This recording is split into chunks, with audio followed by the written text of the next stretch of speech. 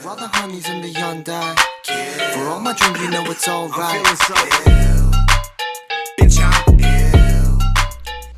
What's good, YouTube? This is your boy Sam from Mammals Gaming. I stated in the last video that if I got 50 likes that I would give you guys a deck profile, and I mean, you guys got it in a day. I think I'm just gonna have to start upping the number of likes required. But yeah, I have a Traptrix deck profile here for you today. I'll show you the card for card list that I played on Sunday at the case tourney at Luxury Games, and just show you some other techs I would consider, as well as, you know, some learnings I had. But yeah, without further ado, let's get to the deck profile. And as always, thanks for watching. Like and subscribe. All right, we'll just start off here with the main deck. For starters, I had 3 Mammalio, 3 Mantis, 2 Pudica, 2 Dionea, and 2 Arachnocampa. So this is a little bit different from the ratio that I had last time. As you can see, I went down on the Pudica and the Arachnocampa counts. Mostly because Pudica by itself just doesn't really get you anything. Garden's only nice when you have another meaningful normal summon. For example, if you have Pudica plus Dionea and you're able to trigger Sarah. But if not, then I mean, Mantis is kind of a better one card starter than Pudica or Arachnocampa are. Although this is still the best extender in your deck, it does lock you into plants and insects. So just something I took to mind when I revised this list. I think this ratio is kind of okay. I mean, there are some games where you don't see a starter, which sucks, but I mean, that's just the nature of Yu-Gi-Oh! Still playing the 3 Parallel Exceed. This card is just too good not to play. Again, free Rafflesia or Penguincula to help further your combos or to protect your combos from Nib, as well as any other hand traps. This card does suck to brick on, but it's just one of those risks you always have to take with a deck like this. For the hold traps, you have still have 3 Holtea here. This will never change, but I did take out the 2 Shade Brigadines, and I'll show you why in just a moment. Playing the 1 Nightmare, 1 Floodgate, 1 Traptrix Trap Hole Nightmare or Terrifying, and then the 1 Gravediggers. Bump down the Gravediggers because as nice as it is to have 2 of them in rotation, I just don't like seeing any of these in hand. And I understand you can always pitch them off of Holtea, but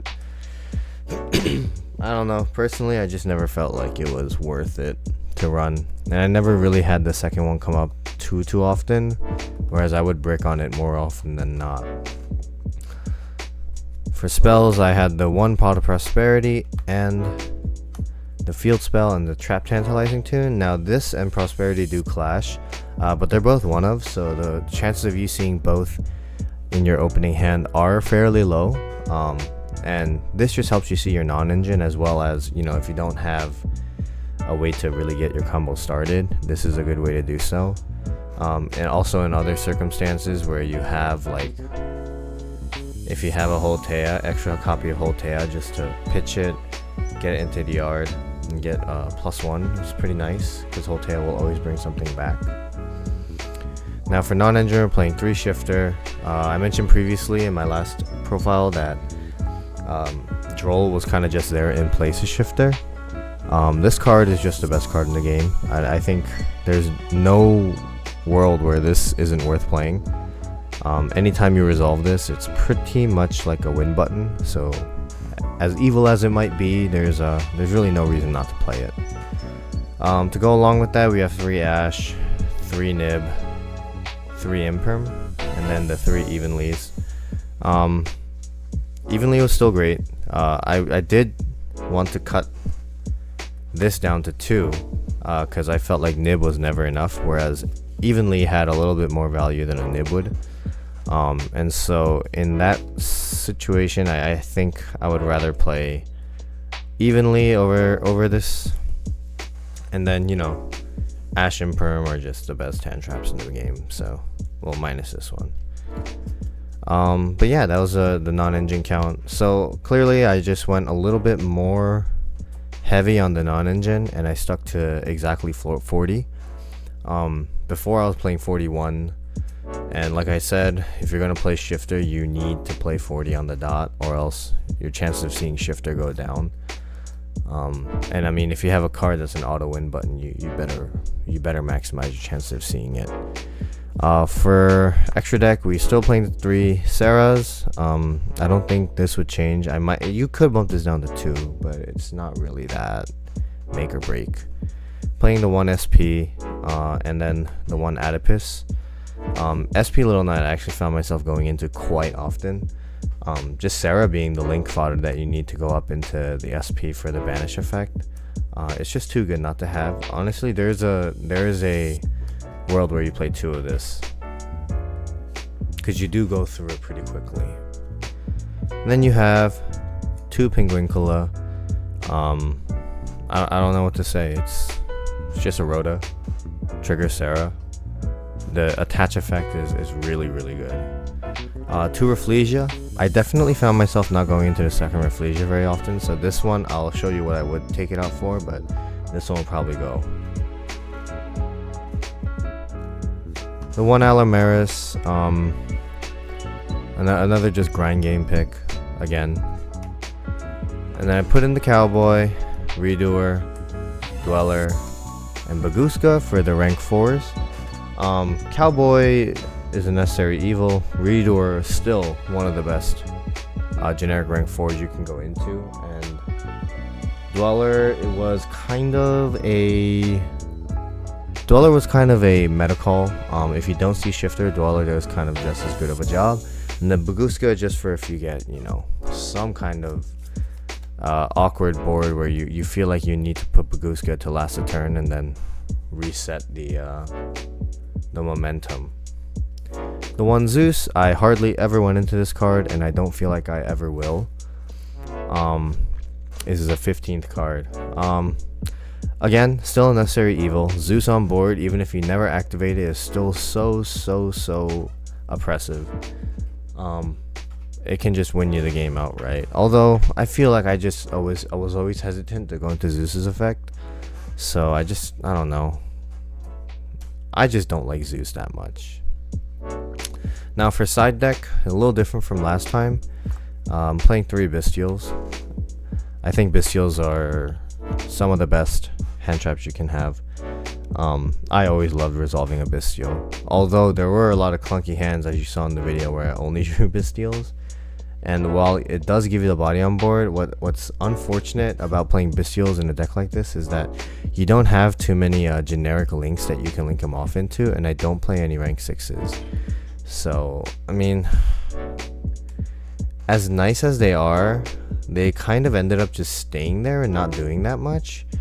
And so if these were to become crows, I wouldn't be too upset with that, just because the extra body on board sometimes doing nothing. But it does help push for games sometimes, but sometimes I'd rather just see other stuff.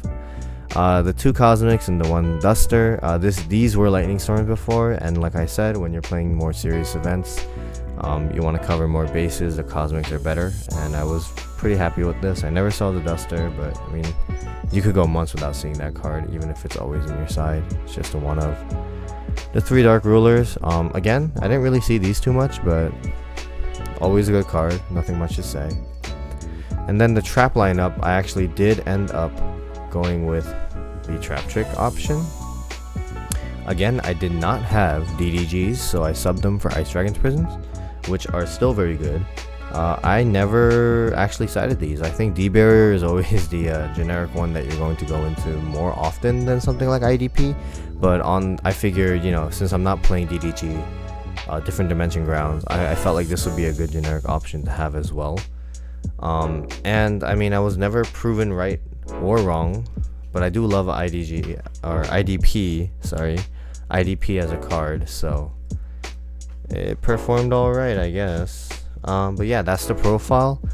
I'll just go ahead and talk about how I felt about the deck. First and foremost, the extra deck could have used a little bit of love and thought. Although all of these generic rank 4s were amazing, I always wished that I had a board wipe that wasn't Zeus, and so I felt like Exiton Knight was good.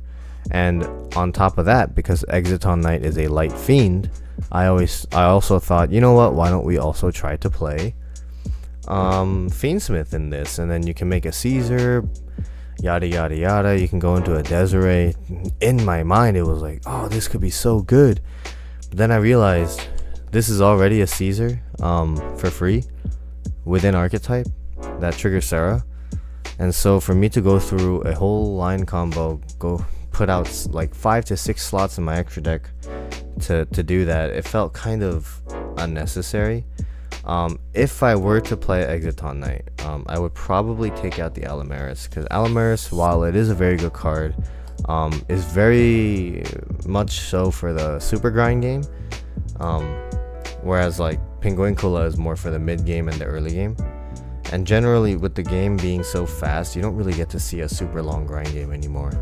And if you're that low on resources and there's a deck that's outgrinding you, you either played poorly or you were never meant to win that matchup to begin with. And so this might be sub for this. I wouldn't be mad at that. I think more generic cards are better for the deck. These 4 are good, but these are like, this is a time card, this is a floodgate, and this is a floodgate, right? And this is a going second card, which makes it a lot better. Although you can technically make this going first, especially if they play like Melcharmy on you. And then it's always live if they activated the Melcharmy on you. Just summon this, 2 level 4s, set 4, set 3, and pass, and they'll have at least what, 6 cards in hand, 7 cards in hand. So it'll be live, but that goes to show. I mean, I think what this deck is missing is generic links. If I had more room for generic links, I would definitely play them. I think 2 that come to mind right off the bat. One is Silhouette Rabbit. I think Silhouette Rabbit is actually really good with an Azaroon. Unfortunately, this does not trigger Sarah, which is completely fine, but there's actually a really cute interaction where, let's say you have Rabbit and a Sarah on board, right? And you activate not an Azaroon, but you activate a Holtea. If you activate the Holtea, it would actually be on resolution. It would be you can do Chainlink 1 Sarah, Chainlink 2 Rabbit, chain block the Sarah from being ashed. And Rabbit would pop a spell and trap, and then you would get a summon of a Myrmelio if you wanted to pop another spell and trap, which would then trigger Sarah again. So you got rid of 2 spells and traps off of 1 Holtea with this setup, which is really good.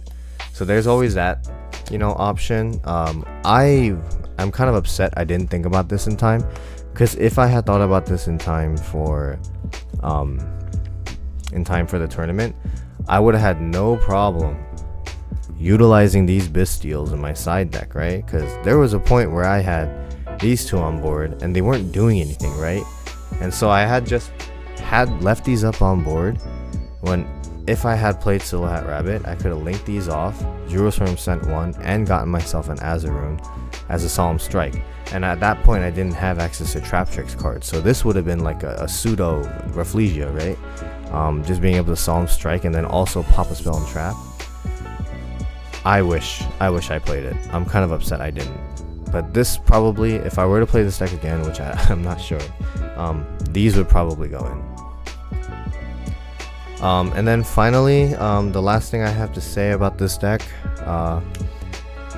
less is sometimes more, and that's something I learned while playing the Traptrix deck for this weekend, and for the past few weeks. Actually, I've been kind of just grinding this deck for no reason. I mean, I like the deck, it's fun, but there are objectively a lot stronger decks out there, right? But like I said, Shifter is your best friend, right? And it kind of just shuts off an entire turn. So when you're going second, just dumping Shifter and then ending, let's say you have Shifter and Myrmelio, right? Your immediate reaction would be Myrmelio at Holtea for most combo lines, but you know, you can't make Rafflesia, so Holtea isn't an interruption that you can set up. And you have to keep in mind that once the Shifter is done, they can just go on with their normal plays. So what I found myself doing was Myrmelio, add Nightmare, go into Sarah, and then whatever cards I had in hand, whether it be an Ash Imperm or another or Nib or you know any of these other traps, I would set them and then I would just pass. And that was generally enough. Like just ending with a Shifter in yard, a Nightmare set, and either hand traps or your hole traps with a Sarah on board, that usually was enough. People usually are quick to scoop if they see that. If they can play through it, I mean, good on them. I don't know. Shifter's kind of a crazy card. You don't need to go. Like my favorite board is always Sarah with one set, Redoer, and Rafflesia, and then there was actually one instance where I had the Penguinkle up as well. And so this kind of board is just like, it's almost impossible to break, right? Redoer to attach, and then it becomes a quick effect, just top deck. Rafflesia is a whole card, Traptrix becomes any trap or any monster in the deck, and then Ping attaches. It's kind of like you're having two Redoers on board. It's just the best form of removal, I think, these two. And so, you know, this is the god board. If they can break this, then I mean, great. But if you have this board online with, you know, even like a singular, normally it'll be like a Holtea plus I don't know, Gravediggers or Nightmare or anything set, right? So you'd have this board, you're basically winning that game. But again, if you have Shifter, you don't need to do all that. You can literally just go Shifter, end on Sarah, maybe a Redoer if you have the resources for it, pass, and that should be enough to win you the game. But yeah, I thoroughly enjoyed playing this deck. I probably will play it again. I don't know how soon or how far away. If it's this week, next week, sounds good. But I do have some other decks I do want to play for on camera, so this might be put to rest for a bit. But let me know what you guys think. Is there any changes you would make, or any of the text I'm saying making any sense? How do you win playing this deck going second is my biggest question. I think Exiton Knight is like the only option you have. But if you have any other rank 4s that I'm not thinking of, or even just like generic link 2s other than SP that can help break boards, please let me know. I'm all ears. But yeah, that's the end of the video. Thanks for watching, and like and subscribe. Yeah, left on red said none of this shit would get easier. Best friend flirting